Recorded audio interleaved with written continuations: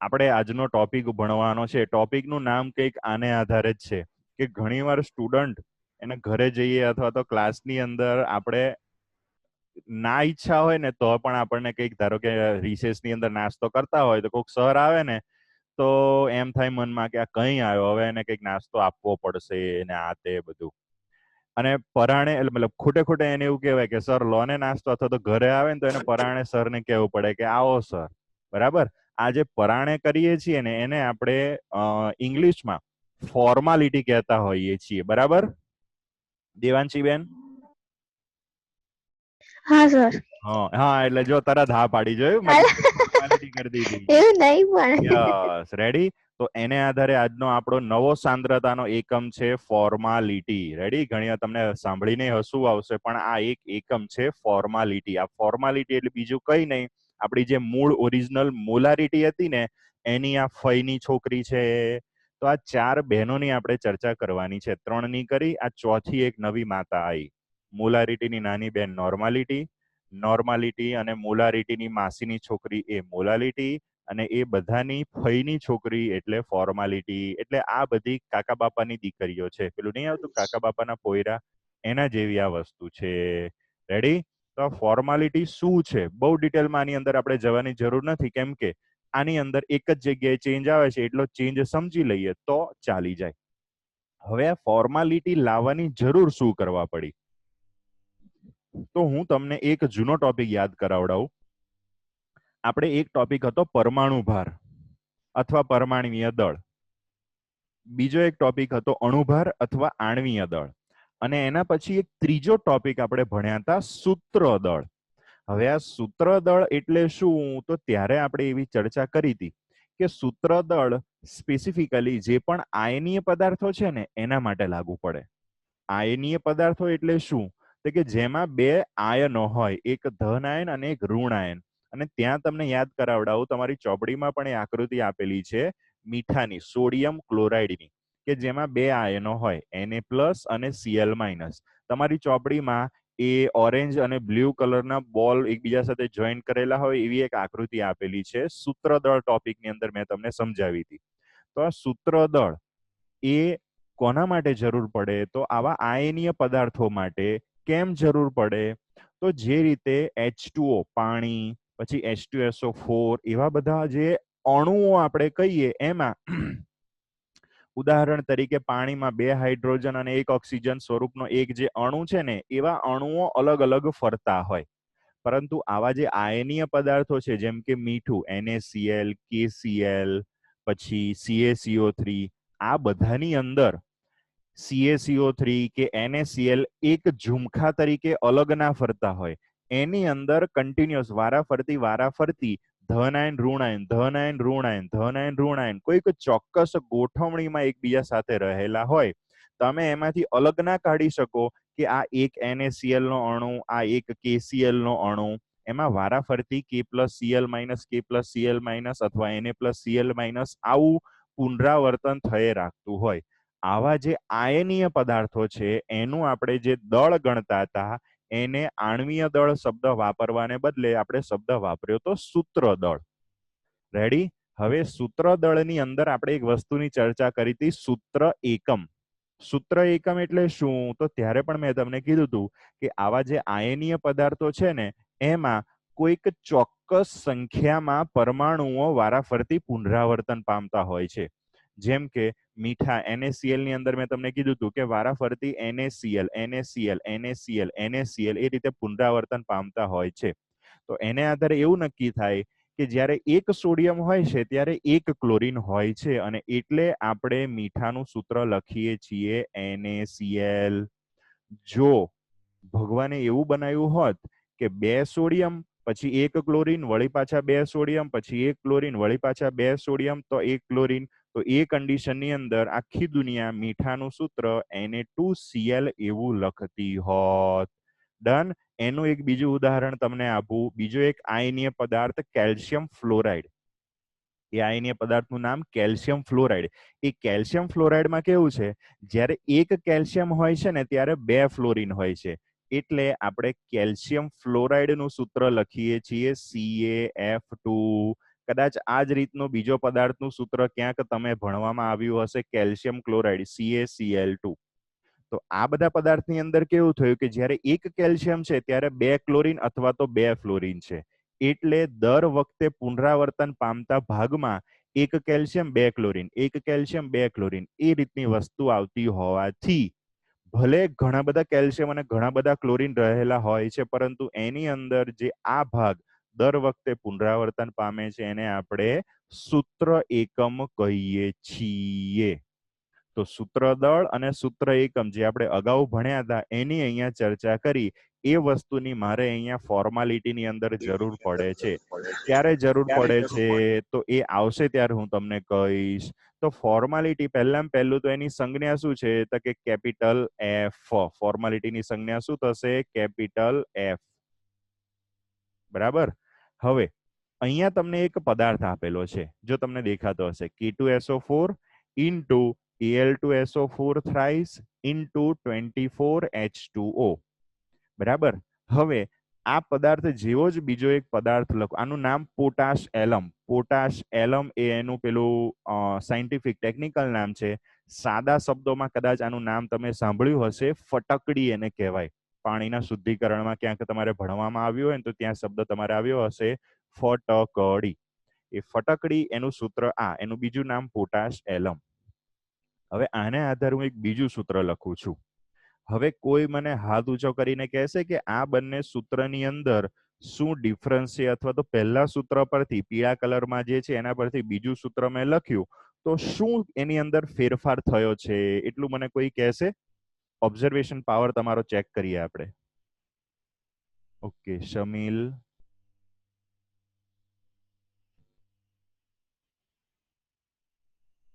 Okay Sujal, okay ઉત્સવ.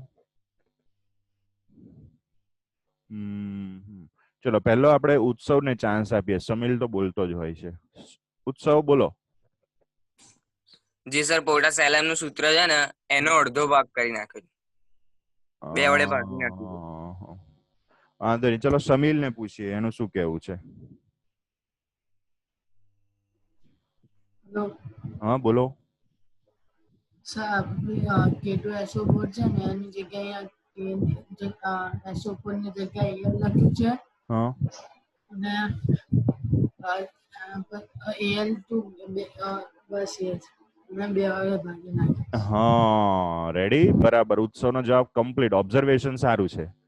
જો આની અંદર આ પહેલા અને બીજા સૂત્રમાં ડિફરન્સ શું છે, તો પહેલા સૂત્રની અંદરથી 2 કોમન કાઢી લીધા.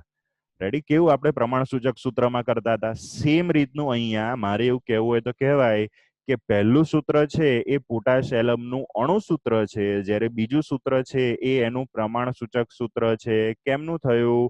તો એ આ રીતે થયું કે અહીંયા મને K2SO4 into Al2SO4 thrice into 24H2O છે, તો એની અંદર જો 2 પોટેશિયમ છે, પછી 2 એલ્યુમિનિયમ છે, અને SO4 કેટલા દેખાય છે? જો અહીંયા 3 અને અહીંયા 1 SO4 અને 3 એટલે ટોટલ 4 SO4 છે અને 24 H2O છે. તો દરેકમાંથી હું 2 કોમન કાઢું તો 2 પોટેશિયમ, 2 કાઢી લઉં તો 1 પોટેશિયમ વધે. 2 એલ્યુમિનિયમ છે તો 2 કોમન કાઢી લઉં તો 1 એલ્યુમિનિયમ વધે. અને SO4 સલ્ફેટ 4 છે અને 2 કોમન કાઢી લઉં તો 2 વધે. અને H2O 24 છે એમાંથી 2 કોમન કાઢી લઉં તો 12 વધે. તો આ રીતે આપણે કહી શકીએ કે અહીંયા આપેલું જે બીજું સૂત્ર છે એ પહેલાનું પ્રમાણ સૂચક સૂત્ર છે. અને આવું ત્યારે જ થાય જ્યારે આ સંયોજનો મોટે ભાગે આયનિક હોય ને એની અંદર આવું સામાન્ય રીતે જોવા મળતું હોય છે. તો આવા આયનિક સંયોજનો કે જેમાં અણુસૂત્ર પરથી પ્રમાણ સૂચક સૂત્ર અલગ બનાવી શકાય છે, એવા પદાર્થોને જ્યારે હું પાણીમાં ઓગાળીને દ્રાવણ બનાવતો હોઉં છું તો એ દ્રાવણો માટે આપણે મોલારિટી, મોલાલિટી કે નોર્માલિટી વાપરી શકીએ, પણ એની જગ્યાએ સામાન્ય રીતે આપણે ફોર્માલિટી એકમ સાંદ્રતાનો વાપરતા હોઈએ છીએ. તો પોટાશ એલમ, ફટકડી અથવા એના જેવા પણ બીજા ઘણા પદાર્થો છે એને એના જલીય દ્રાવણ માટે આપણે સાંદ્રતાના એકમ તરીકે બીજા બધા ન વાપરતા આ ફોર્માલિટી વાપરીએ છીએ. ક્લિયર થયું? ચલો એના પછી આગળ નેક્સ્ટ. આ ફોર્માલિટીનું સૂત્ર અહીંયા તમને આપેલું છે. ઓલમોસ્ટ સેમ, કેમ કે બધી કાકા બાપાની બહેનો જ છે એટલે બધી જ વસ્તુ સેમ. જો ઉપર પહેલું દ્રાવ્યનું વજન આવતું હતું તો કે આવતું હતું, ગુણ્યા 1000 આવતા હતા તો કે હા આવતા હતા, દ્રાવણનું કદ મિલીમાં આવતું હતું તો કે હા આવતું હતું. કઈ જગ્યાએ ચેન્જ મળ્યો તો કે દ્રાવ્યનું પ્રમાણ સૂચક સૂત્ર દળ અથવા પ્રમાણ સૂચક સૂત્ર ભાર. મતલબ હવે ફરી પાછા બધા એક લાઈનમાં તમને બોલી જાઉં. મોલારિટી જે પહેલું હતું એમાં દ્રાવ્યનો અણુભાર હતો, નોર્માલિટીમાં દ્રાવ્યનો તુલ્ય ભાર, મોલાલિટીમાં વળી પાછો દ્રાવ્યનો અણુભાર કેમ કે મોલ આવી ગયું, અને અહીંયા ફોર્માલિટીમાં એનું ફોર્મ્યુલા માસ. ફોર્મ્યુલા માસ એટલે સૂત્રદળ અથવા તો સૂત્રભાર. તો અહીંયા આ જે ફઈની છોકરી છે એમાં આપણને એક જ જગ્યાએ ચેન્જ મળે છે, એનો સૂત્રભાર અથવા તો સૂત્રદળ લખવું પડે. અને આ સૂત્રદળ આપણે અગાઉ ભણી ગયા હતા. કેવી રીતે શોધવાનું? તો જે એનું પ્રમાણ સૂચક સૂત્ર છે એમાં રહેલા બધા જ પરમાણુઓના પરમાણુ ભારનો સરવાળો કરીએ તો આપણને એનું સૂત્રદળ મળે. જેમ કે અહીંયા જે બીજું આપેલું છે પ્રમાણ સૂચક સૂત્ર એનું આપણે સૂત્રદળ અથવા સૂત્રભાર શોધવો હોય તો કેવી રીતે શોધવાનો? તો કે 1 પોટેશિયમ એનો 39, એલ્યુમિનિયમ છે એનો પરમાણુ ભાર 27, સલ્ફરનો અને 4 ઓક્સિજનનો સરવાળો કરીને એના ગુણ્યા 2 કરવાના, અને પાણીનો 18 છે તો 12 ગુણ્યા 18. પછી આ બધાનો સરવાળો કરવાનો એટલે કે 39 વત્તા 27. અહીંયા સલ્ફર અને 4 ઓક્સિજન અને એને 2 વડે ગુણો તમે, ગુણ્યા 2. તો આ બધાનો જ્યારે આપણે સલવાલો મતલબ સરવાળો કરીએ અને જે જવાબ મળે એને કહેવાય પોટાશ એલમનું સૂત્રભાર અથવા તો સૂત્રદળ. એ આ દાખલાની અંદર મૂકીએ, એનું વજન આપેલું હોય અને દ્રાવણનું કદ આપેલું હોય તો એના પરથી આપણે સાંદ્રતા ફોર્માલિટીમાં શોધી શકીએ. કેવી રીતે? હમણાં દાખલો ગણશે એટલે આપણને ખબર પડશે. ચલો એક દાખલો આપેલો છે. ઓકે, આ આપણું સાદું જે સૂત્ર હતું એમાં કઈ જગ્યાએ ચેન્જ હતો એ મેં તમને કીધો. અણુભાર મોલેક્યુલર વેટ ને બદલે ઇંગ્લિશમાં આપણે બોલીએ ફોર્મ્યુલા વેટ, એટલે એના પરથી લખાય શોર્ટમાં FW. ચલો દાખલો છે કે નહીં એ કોને? યસ, એક દાખલો છે. ચોપડીમાં નથી આ વસ્તુ, પણ એક્સ્ટ્રા દાખલા તરીકે એક દાખલો તમને અત્યારે આપેલો છે. જો શું આપેલું છે? 5 લીટર દ્રાવણમાં, એટલે દ્રાવણનું કદ આપી દીધું, 948 ગ્રામ એટલે વજન આપી દીધું છે દ્રાવ્યનું, પોટાશ એલમ. હવે આ ફોર્માલિટી શોધવાના સૂત્રમાં મોટે ભાગે આ પોટાશ એલમ જ આપતા હોય છે. પોટાશ એલમ અને બીજું આપેલું હોય તો એનું સૂત્ર તમને આપશે. પોટાશ એલમ દ્રાવ્ય થયેલો છે તો દ્રાવણની ફોર્માલિટી શોધો. એટલે ફોર્માલિટીનું સૂત્ર આપણને ખબર છે. એમાં દ્રાવ્યનું વજન અહીંયા મને આપેલું છે તો કે હા આપેલું છે. દ્રાવણનું કદ 5 લીટર મને આપેલું છે, એ આપણે અહીંયા મૂકી દીધું. નીચે ઉકેલની અંદર આપણને આપેલું છે, અગાઉ ગઈ સ્લાઇડમાં આપણે આગળની સ્લાઇડમાં આપણે જે રીતે સરવાળો કરીને સૂત્રદળ શોધતા હતા એ અહીંયા ડાયરેક્ટ આપણને આપેલું છે. એક્ઝામમાં આપણે એકવાર ગણી લેવાનું, ગોખવાનું નહીં. બરાબર? એ સૂત્રદળ એ અહીંયા આપણે મૂકી દેવાનું. બધી જ વસ્તુ આપણને ખબર છે. 1000 ગુણ્યા દ્રાવ્યનું વજન કેટલું? તો કે 948. દ્રાવણનું કદ મિલીલીટરમાં લેવાનું કેમ કે મોટું સૂત્ર છે, એટલે 5 લીટરનું 5000 ml કર્યું અને એનું સૂત્રદળ આપેલું છે 474. બધી જ વસ્તુ આપણને આપેલી છે. ગણતરી કરીએ તો જવાબ આવે 0.4. એકમ લખવાનો નહીં ભૂલવાનો કેમ કે સાયન્સની સ્કીમ છે. એકમ ના લખ્યો તો અડધો માર્ક્સ પ્રેમથી જતો રહે. તો એકમ શું થશે? તો કે F, કેપિટલ F, ફોર્માલિટી. બીજી વસ્તુ, જેમ મોલારિટીમાં સાંદ્રતા આપેલી હોય તો આપણે એને એવું બોલતા હતા કે આટલા મોલર દ્રાવણ. નોર્માલિટીમાં આપેલી હોય તો આપણે એવું બોલતા હતા કે આટલા નોર્મલ દ્રાવણ. મોલાલિટીમાં આપેલી હોય તો આપણે એવું બોલતા હતા 0.7 મોલલ. હમણાં આપણે એક દાખલો ગણ્યો એમાં. સેમ રીતે અહીંયા આપણે એવું બોલી શકીએ કે આપેલું દ્રાવણ 0.4 ફોર્મલ દ્રાવણ છે. આપણે નહીં બોલતા ફોર્મલ કપડા પહેરેલા છે, એ ફોર્મલ શબ્દ અહીંયા વાપરવાનો. તો મોલર, નોર્મલ, મોલલ અને ફોર્મલ, આ રીતના આપણે એના એકમોને બોલવું હોય તો બોલી શકીએ. ચલો આ દાખલાની અંદર કોઈને કઈ ના ખબર પડી હોય તો પૂછી શકો છો. ફોર્માલિટી પછી નેક્સ્ટ સાંદ્રતાનો એક નવો એકમ કે જે આપણી ચોપડીમાં આપેલો છે. ઘણાને એવું થશે હાસ કંઈક તો ચોપડીનું આવ્યું. બરાબર? એ સાંદ્રતાનો એક નવો એકમ મોલ અંશ. હું તમને પહેલાય કહેતો આવ્યો છું, કેમેસ્ટ્રી અથવા તો કોઈ પણ સબ્જેક્ટની અંદર ખાસ તમે જે પણ વસ્તુ, નવી ટર્મિનોલોજી, નવો શબ્દ આવે ને એના ગુજરાતી અર્થ પરથી એને યાદ રાખવાનો ટ્રાય કરજો, તો એ કન્સેપ્ટ ઇઝીલી મગજમાં ઉતરી જશે. આના માટે તમે 8, 9, 10માં સારી રીતે ગુજરાતી ભણેલા હોવા જોઈએ. નિલેશ સર સારા છે તો તમને બધા નવા નવા શબ્દો અને એના મિનિંગ અલગ અલગ, તમને અઘરા શબ્દોના મિનિંગ શીખવાડ્યા હશે. મોલ, અંશ. અંશ એટલે મને કોઈ કહેશે શું થાય? હાથ ઊંચો કરીને, જે પહેલો હાથ ઊંચો કરે એને પૂછીએ. 10, 9, 8, 7, 6, 5, 4, 3. નિયમ બોલો. અંશ એટલે શું કીધું? ભાગ. ઓકે, ચલો. એના સિવાય બીજો કોઈ સમાનાર્થી શબ્દ? બરાબર, સરસ. ભાગ કમ્પ્લીટ, સાચી વસ્તુ છે. બીજો કોઈ સમાનાર્થી શબ્દ? સુજલ? ટુકડો. ટુકડો. ચલો સરસ. હજુ એક સમાનાર્થી શબ્દ?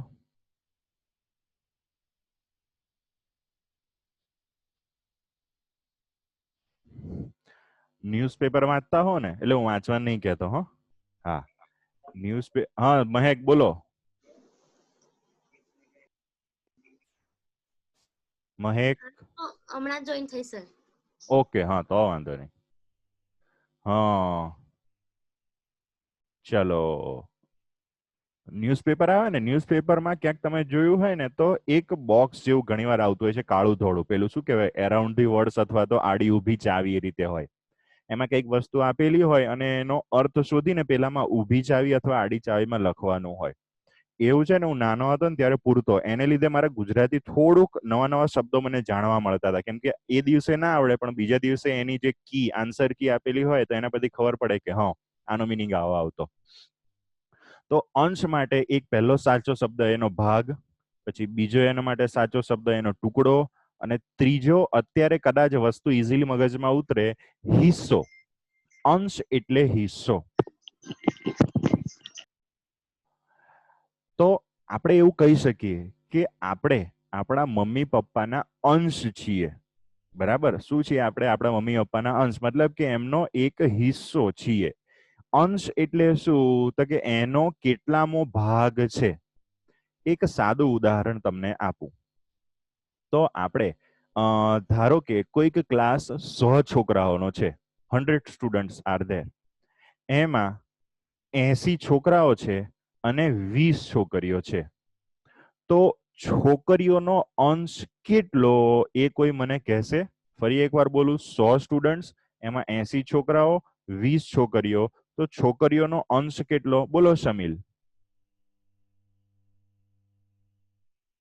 20. ઓકે, ચલો બીજા કોઈને કશું કેવું હોય તો? 20. ઓકે, હવે હું એવું નહીં કહેતો કે ખોટું છે, પણ બીજા કોઈને કશું કેવું હોય તો? ચલો મનીષાબેન. ઓકે, નથી. નિયમ બોલો. 0.2. આ બાજુ 9 લાવે, 0.2. નવાઈ નો. ચલો પછી ભૂમિકાબેન. 100 ભાગ. શોર્ટમાં બોલો ને. બોલો, હું કેવો આળસુ માણસ છું એટલે બોલવાની મને બહુ આળસ આવે. એટલું મોટું નહીં બોલવાનું, આળસુ થઈ જવાનું. હા વિજય બોલ. 20%. હે? 20%. 20%. ઓકે, સરસ સરસ. તમે લોકો જવાબ આપો છો ને એ મને બહુ ગમે છે. સાચું, અને સાચા જવાબ હોય છે પાછા. એક્સપેક્ટેશન ના રાખી હોય, કેમ કે ગયા જૂના વર્ષોનો અનુભવ હોય ને કે એમાં પહેલી વાર જયારે સમજાવતા હોઈએ ને ત્યારે જ તો સ્ટુડન્ટ આમ મોઢું આમ જોઈ જ રહ્યા હોય એવું કરીને. આ તો આમ જવાબ તમે ફટાફટ મસ્ત આપો, માઇન્ડ તમારું સરસ છે. જોજો પાછા વખાણી ખીચડી દાઢે ના વળગે. ચલો સરસ, તમે બધા બોલ્યા ને એ વસ્તુ સાચી. એમાં આ એક પેલો નિયમ હતો ને એ સારો દોઢો થયો. 0.2 બોલવા ગયો. ઉત્સવ બોલ, કઈ કેવું છે? સર 5મો ભાગ. હા એ સાચું, એમાંય ના ના પડાય. Okay done. હવે બધાએ કંઈક ને કંઈક કીધું. કોક બોલ્યું 20, કોક બોલ્યું 0.2, કોક બોલ્યું 20%, કોઈક બોલ્યું 5મો ભાગ. આ બધી જ વસ્તુ કમ્પ્લીટ 100% સાચી, પણ આ મોલ અંશ ટોપિક જે મારે સમજાવવો છે ને એને માટે મેં જે સવાલ પૂછ્યો ને એનો સાચો જવાબ થાય .2. કેમની આ વસ્તુ થઈ? તો તમે લોકોમાંથી ઘણા બધાએ જવાબ આપ્યો 20. એ 20 તમે કેવી રીતે કીધો? તો કે છોકરીઓનો અંશ મેં પૂછ્યો હતો એટલે તમે કર્યું આવું, છોકરીઓનો સંખ્યા 20, કુલ સંખ્યા 20 + 80 એટલે કે 100 અને ગુણ્યા 100. રેડી? અને તમે બધા પણ મારા જેવા જ છો. મીંડી ગઈ એટલે જવાબ આવ્યો 20. એટલે કોક બોલ્યું ખાલી 20 અથવા કોક બોલ્યું 20%. રેડી? તો 100% વસ્તુ સાચી કે છોકરીઓનો ટકાવાર પ્રમાણ 20% છે. પરંતુ જ્યારે આપણે અંશની ચર્ચા કરીએ ત્યારે સેમ વસ્તુ કે આપેલ જે પણ કોઈ વસ્તુ છે જેનો અંશ આપણે શોધવાનો છે એની સંખ્યા છેદમાં કુલ સંખ્યા ગુણ્યા કશું નહીં કરવાનું, જે જવાબ આવે ને એને જ કહેવાય અંશ. મતલબ કે મેઇન ડિફરન્સ શું થયો?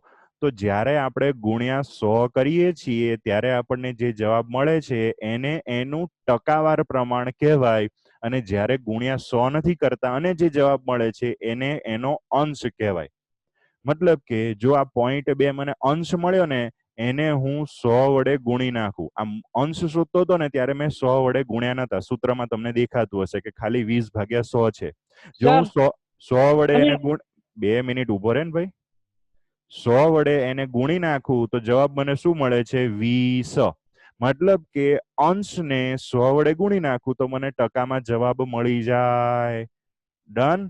તો આ થયો મેઇન અંશ અને ટકા વચ્ચેનો ડિફરન્સ. આટલી બધી સમજાવવાની જરૂર કેમ પડી? ચોપડીમાં સૂત્ર આપેલું છે, બેઠું સૂત્ર હું તમને કહી દઉં અને ડાયરેક્ટ એને આધારે દાખલા ગણી શકાય. પણ મારે તમારા મગજમાં આ કન્સેપ્ટ ક્લિયર કરવો હતો કે જેથી કરીને કોઈક કોમ્પિટિટિવ એક્ઝામ અથવા તો ઘણા લોકો ગવર્મેન્ટ એક્ઝામની પ્રિપરેશન કરતા હોય અથવા તો કોઈ પણ જગ્યાએ આવી વસ્તુ આવતી હોય તો આ કન્સેપ્ટ મગજમાં ઉતર્યો હોય ને.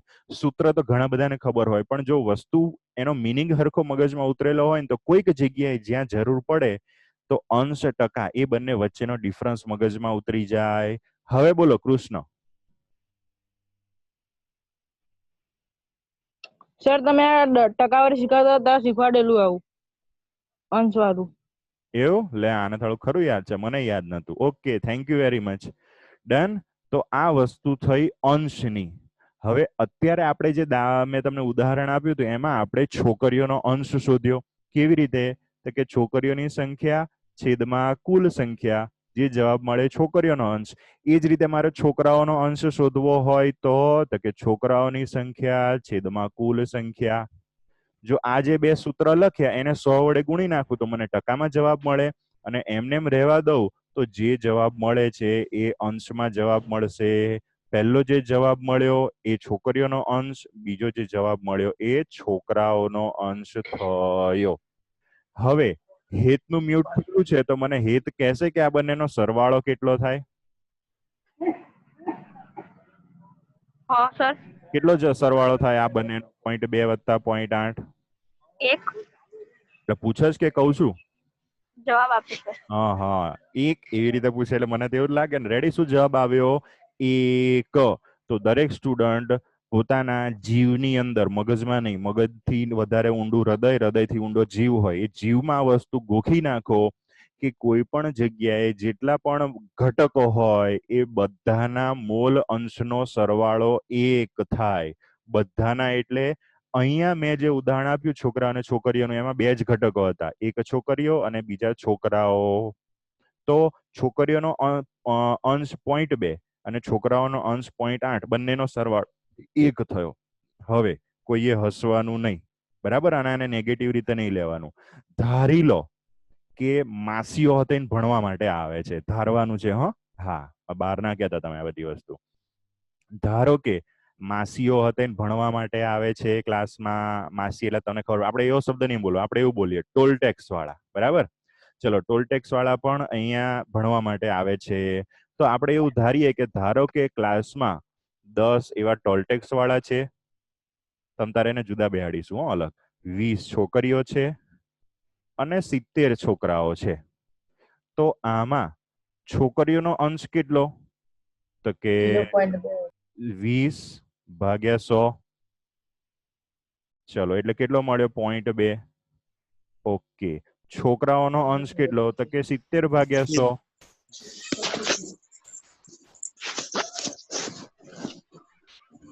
એટલે 0.7. ચલો છોકરાઓ બંનેને મળી ગયો. હવે ટોલ ટેક્સ વાળાનો અંશ કેટલો? તો કે 10 ભાગ્યા 100. એટલે જવાબ આવ્યો 0.1. હવે અહીંયા મારી પાસે છે ને 3 ઘટકો હતા, છોકરીઓ, છોકરાઓ ને ટોલ ટેક્સ વાળા. હવે અહીંયા બધાનો સરવાળો કરીશ તો દરેકના મોલનો સરવાળો, દરેકના અંશનો સરવાળો કેટલો થયો? 1.00. એટલે થતો 1.0. તો યાદ રાખવાનું, કોઈ પણ વસ્તુ અથવા તો કોઈ પણ વસ્તુ ભેગી હોય એમાં દરેકના અંશનો સરવાળો હંમેશા 1 જ થાય. આ કોના જેવું થયું? તો જો મગજમાં ઉતરે ને તો ઉતારજો, નહીતર આ વસ્તુ યાદ ના રાખતા. મતલબ બધાનો સરવાળો 1 થાય તો યાદ રાખવાનું, પણ અત્યારે હવે જે હું કન્સેપ્ટ સમજાવવા જઈ રહ્યો છું ને એ મગજમાં ઉતરે તો ઉતારવાનો. જેમ તમને બધાને ખબર હશે, હું ઘણીવાર બોલ્યો પણ છું કે ટકા હંમેશા 100 હોય, 100 થી વધારે હોય નહીં. તો આપણે જ્યારે ટકાવારની અંદર શોધીએ તો દરેકના ટકાનો સરવાળો જેમ 100 થાય છે એમ બધાના અંશનો સરવાળો કેટલો થશે? ઓલવેઝ 1 જ થાય. આ તો આપણે અંશની ચર્ચા કરી. હવે આગળ જઈએ, મોલ અંશ વસ્તુ શું છે જે અત્યારે આપણે ગણતરીમાં કામમાં લેવાનું છે. આ મોલ અંશની સંજ્ઞા capital x. Ready? Small x નહીં લખવાનો, કેપિટલ એક્સ એટલે મોલ અંશ. વસ્તુ શું છે?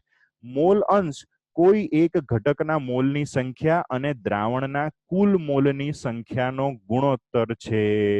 બીજું સમજાયેલું છે, જો પદાર્થ એ પદાર્થ બી માં ઓગળેલ છે અને તેમના મોલ અનુક્રમે Na, મતલબ કે એ ના મોલ Na અને બી ના મોલની સંખ્યા Nb છે, તો એ અને બી ના મોલ અંશ નીચે પ્રમાણે ગણી શકાય. એ ના મોલ અંશ કેવી રીતે ગણવાના હતા? કે એ ના મોલની સંખ્યા છેદમાં દ્રાવણના કુલ મોલની સંખ્યા. થોડુંક સૂત્ર કદાચ કોકને અઘરું લાગે તો પ્રેમથી સમજાવું. મારી પાસે 2 પદાર્થો હતા, ઉદાહરણ તરીકે ખાંડને પાણીમાં નાખી અથવા તો મીઠાને પાણીમાં, જે પણ વસ્તુ. એક પદાર્થ એ એટલે કે ખાંડ, મીઠું ગમે તે, અને બીજો પદાર્થ બી એટલે કે પાણી. તો એ ને બી માં ઓગાળું છું. એનું કંઈક વજન હશે? તો કે હા હશે. એ વજનને આધારે વજન ભાગ્યા એનો અણુભાર કરો તો મને મોલ મળે? તો કે હા મળે. બીજો પદાર્થ બી, પાણી કે જે બી હોય એ, એનું કંઈક વજન હશે? તો કે હા હશે. એને આધારે એના મોલ શોધી શકાય? તો કે હા શોધી શકાય. તો બંનેના મને મોલ મળી ગયા. તો દ્રાવણમાં તો 2 જ ઘટકો છે આ ઉદાહરણમાં, એક પેલો પદાર્થ એ અને બીજો પેલો દ્રાવક બી. એ બંનેના મોલ મને ખબર હોય તો બંનેના મોલ અંશ શોધી શકાય. કેવી રીતે? તો ધારો કે મારે એના મોલ અંશ શોધવા છે તો સૂત્ર આપણી પાસે છે એના મોલ છેદમાં કુલ મોલ. કેમ કે હમણાં આપણે અંશ ગણતા હતા છોકરીઓના, તો શું કર્યું? છોકરીઓની સંખ્યા છેદમાં કુલ એટલે કે છોકરાઓ અને છોકરીઓ બંનેની સંખ્યા. તો મોલ અંશ શોધવાના હોય કોઈ પણ ઘટકના, એટલે એ ઘટકના મોલ છેદમાં કુલ મોલ. અહીંયા જે ઉદાહરણ આપેલું છે એમાં 2 જ છે, એ અને બી. 3 હોય તો ધારો કે એ, બી અને સી.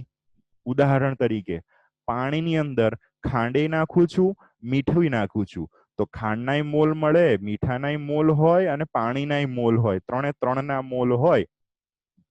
તો મીઠાનો મોલ અંશ શોધવો હોય તો કેવી રીતે શોધાય? તો કે મીઠાના મોલ છેદમાં કુલ મોલ. ખાંડનો મોલ અંશ શોધવો હોય તો કેવી રીતે શોધાય? તો કે ખાંડના મોલ છેદમાં કુલ મોલ. કુલ મોલ એટલે ખાંડના મોલ, મીઠાના મોલ અને પાણીના મોલ, 3 નો સરવાળો નીચે આવશે. એટલે જો સૂત્રમાં નીચે તમને આપેલું છે Na/Na+Nb. Na શું છે? તો કે એ ના મોલ. Nb શું છે? તો કે બી ના મોલ. તો મારે જ્યારે એ નો મોલ અંશ શોધવો હતો તો ઉપર Na, નીચે તો Na+Nb જ આવ્યું. હવે જો મારે બી નો મોલ અંશ શોધવો હોય તો કેવી રીતે શોધાય? તો કે બી ના મોલ છેદમાં દ્રાવણમાં કુલ મોલ. કુલમાં 2 જ હતા, એ અને બી.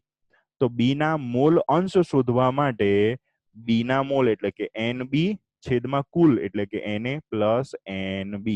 તો આ રીતે આપણે કોઈ પણ દ્રાવણ હોય એ બધા દ્રાવણના ઘટકોના દરેકના આપણે મોલ અંશ શોધી શકીએ. એવું નહીં કે જે આપણે ઓગાળેલું છે એના જ. પાણી હોય તો પાણીના મોલ અંશ શોધી શકીએ, મીઠું હોય તો મીઠાના પણ મોલ અંશ શોધી શકીએ. ચલો, આની અંદર કોઈને ના ખબર પડી હોય તો પૂછજો. તો ધારો કે અહીંયા મારી પાસે જે સૂત્ર આપેલું છે એમાં 1 થી લઈને n સુધીના મારી પાસે જો ઘટકો હોય તો એમાં પહેલા ઘટકનો મોલ અંશ શોધવો હોય. પહેલા ઘટકના મોલ અંશને આપણે કેવી રીતે દર્શાવી શકીએ? તો કે મોલ અંશની સંજ્ઞા x. પહેલા ઘટકના મોલ અંશ એટલે x1. તો પહેલા ઘટકના મોલ અંશ x1 બરાબર એ જે પહેલો ઘટક છે એના મોલ છેદમાં કુલ મોલ. કુલ મોલ એટલે જેટલા પણ છે એ બધાનો સરવાળો. રેડી? તો આ જ રીતે મારે x2 શોધવું હોય તો x2 પણ શોધી શકાય, પણ એમાં મારે n1 ની જગ્યાએ શું મૂકવું પડશે? n2. એ જ રીતે મારે ત્રીજા ઘટકના મોલ x3 શોધવા હોય તો બીજું કઈ નહીં, n1 ની જગ્યાએ n3 કરી દેવાના. નીચે તો સેમ જ રહેશે. શું? કુલ મોલ. કુલ મોલ એટલે જેટલા પણ ઘટકો છે એ બધાના મોલ અંશનો સરવાળો. n1 + n2 + n3 + n4 છેક n સુધી. બરાબર? ચાલો ચાલો ચાલો આગળ જઈએ. અલ્યા મોલ અંશના દાખલા છે કે નહીં? ના.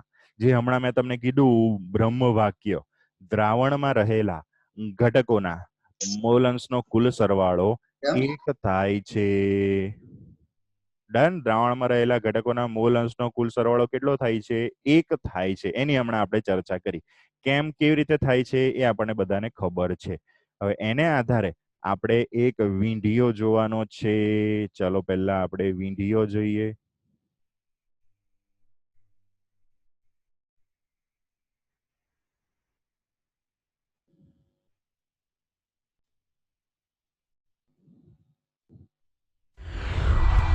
Mole fraction.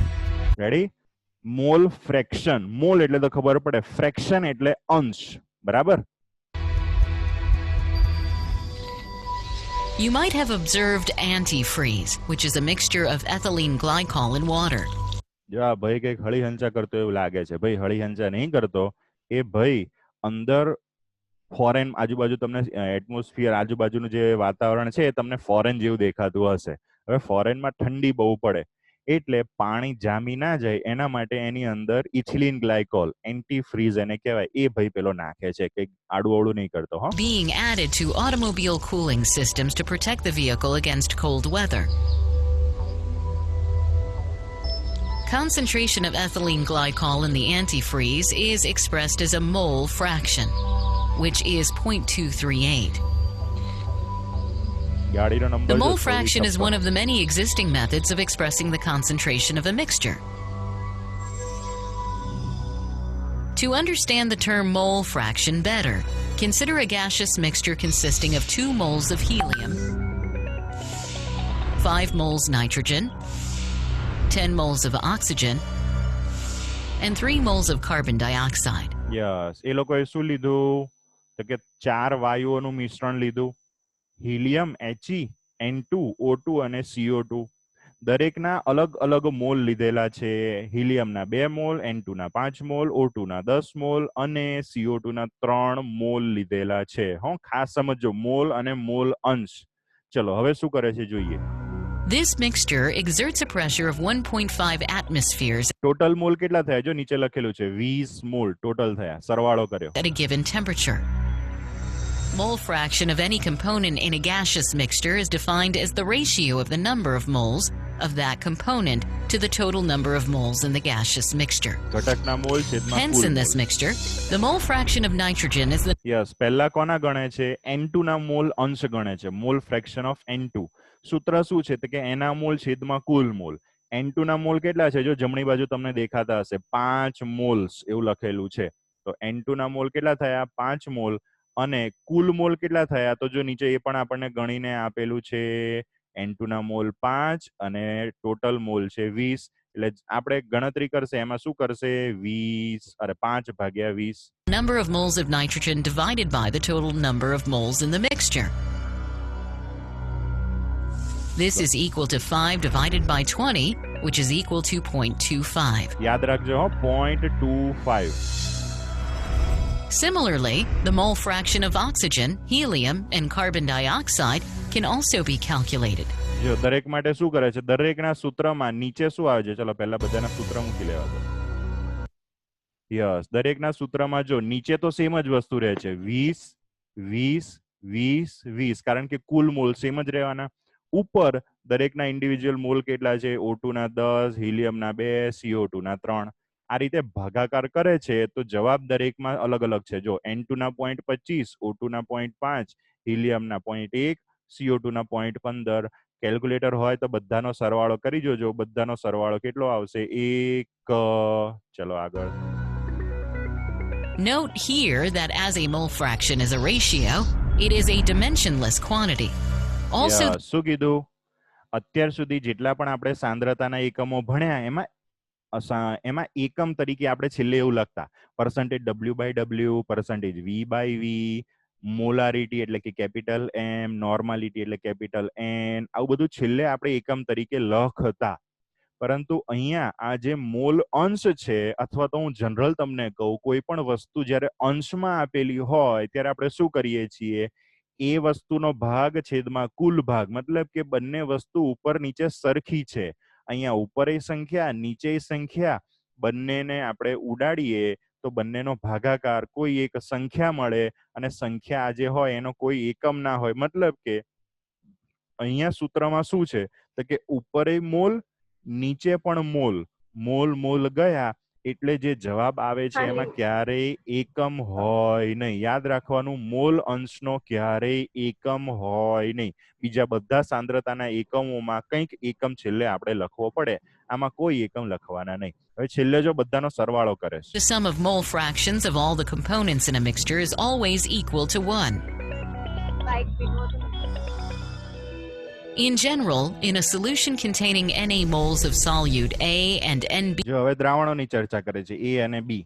moles of solvent B, the mole fraction of solute A, XA, and the mole fraction of solvent B, XB, is expressed as follows.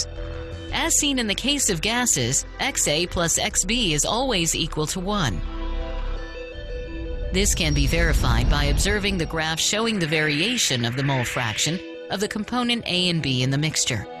Sum of mole fractions at any point X, Y, or Z on the curve always આ આપણે remains 12મા 1. ધોરણમાં આવશે આ વસ્તુ.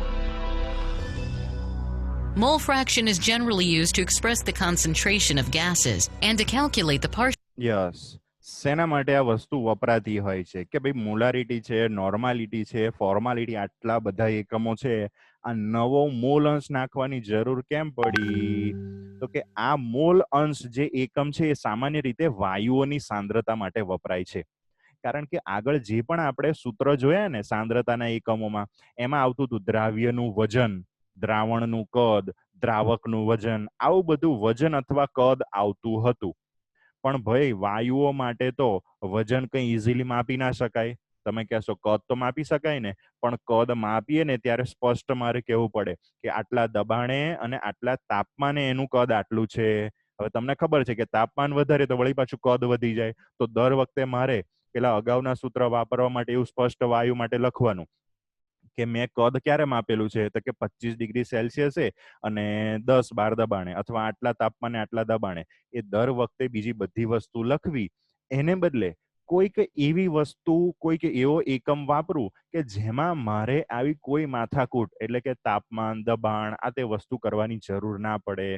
તો એને માટે આ મોલ અંશ એકમ આપણે રાખેલો છે. કારણ કે અહીંયા જે મોલ કેવી રીતે શોધીએ તો કે વજન ભાગ્યા અણુભાર, અથવા તો ડાયરેક્ટ કોક વાયુના મને અંદર મોલ આપી દીધા હોય તો આ મોલ ઉપર તાપમાન કે દબાણની કોઈ અસર ના થાય. તાપમાન વધારો કે ઘટાડો, દબાણ વધારો કે ઘટાડો, મોલ તો એટલા ને એટલા જ રહેવાના છે. અને એના માટે ખાસ કરીને વાયુઓ માટે આપણે આ સાંદ્રતાનો એકમ મોલ અંશ વાપરતા હોઈએ છીએ. pressure exerted by a gas in a mixture. Summary. Mole fraction is one of the ways of expressing the આની જરૂર નહીં સમરીની. રેડી? ઓકે, તો 9 ને 11 થઈ ગયેલી છે. આજનું સેશન અહીંયા સુધી રાખીએ. આજના ટોપિકની અંદર આપણે બે સાંદ્રતાના નવા એકમો જોયા, ફોર્માલિટી અને મોલાલિટી. અરે સોરી, ફોર્માલિટી અને આ મોલ અંશ. ફોર્માલિટી કોને કહેવાય એનો એક જ દાખલો ગણ્યો અને મૂલ અંશ શું છે સમજ્યા. એના દાખલા એકદમ ઈઝી, પણ આવતીકાલે બધા દાખલા આપણે ગણીશું. ત્યાં સુધી બધાને ટાટા, બાય બાય, જય શ્રી કૃષ્ણ. ચલો પહેલો આનો સ્ક્રીનશોટ પાડી લો. Screenshot 1, screenshot 2, screenshot 3, 4 and 5. ચલો નેક્સ્ટ એના પછી આ દાખલો.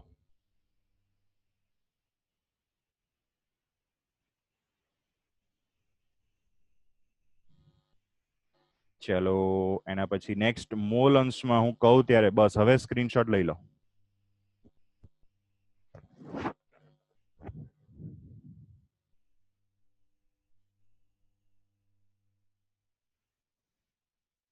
ઓકે, હવે સ્ક્રીનશોટ લઈ લો.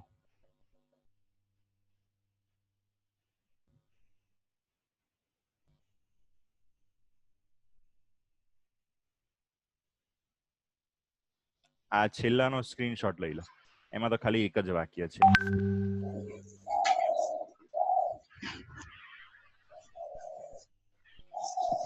કાલે આપણે આને રિલેટેડ જે પણ દાખલા છે એ બધા ગણીશું. 180 ગ્રામ પાણીમાં 4 ગ્રામ NaOH ઓગાળી બનતા દ્રાવણમાં દ્રાવ્ય NaOH અને પાણીના મોલ અંશ ગણો. જો દાખલો કેવી રીતે ગણવાનો છે એ હું પહેલા તમને કહી દઉં, પછી એ દાખલાની અંદર કન્સેપ્ટ તમને કહી દઉં, પછી આપણે દાખલો કેવી રીતે ગણેલો છે એ જોઈએ. મને બે પદાર્થો આપેલા છે, એક પાણી અને NaOH. પાણીનું વજન આપેલું છે અને NaOH નું વજન આપેલું છે. મારે મોલ અંશ ગમે ત્યારે ગણવાના હોય તો પહેલું બંને અથવા તો જેટલા પણ પદાર્થો હોય ને દરેકના મોલ શોધવા પડે. પછી આપણે સૂત્ર વાપરીશું. તો અહીંયા મને બંનેના વજન છે, વજન ભાગ્યા દરેકનો અણુભાર કરું તો મને મોલ મળી જાય. મોલ મળી જાય તો મોલ અંશ મળી જાય. જો કેવી રીતે ચેક જોઈએ. જો પહેલું શું કર્યું તો કે NaOH ના મોલ શોધ્યા. કેવી રીતે? તો કે એનું વજન ભાગ્યા એનો અણુભાર. જવાબ આવ્યો 0.1. આ 0.1 શું છે તો કે NaOH ના મોલ છે, મોલ અંશ નહીં.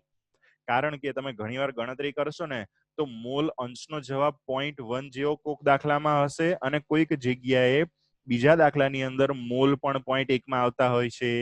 એટલે આ 0. સમથિંગ જે આંકડો છે ને એ મોલ કે મોલ અંશ બંને માટે અલગ અલગ દાખલામાં આવતો હોય છે. એટલે ખાસ જોવાનું, ભૂલથી 0.1 મોલ મળ્યા એને જવાબમાં 0.1 મોલ અંશ તરીકે નહીં લખી દેવાનું.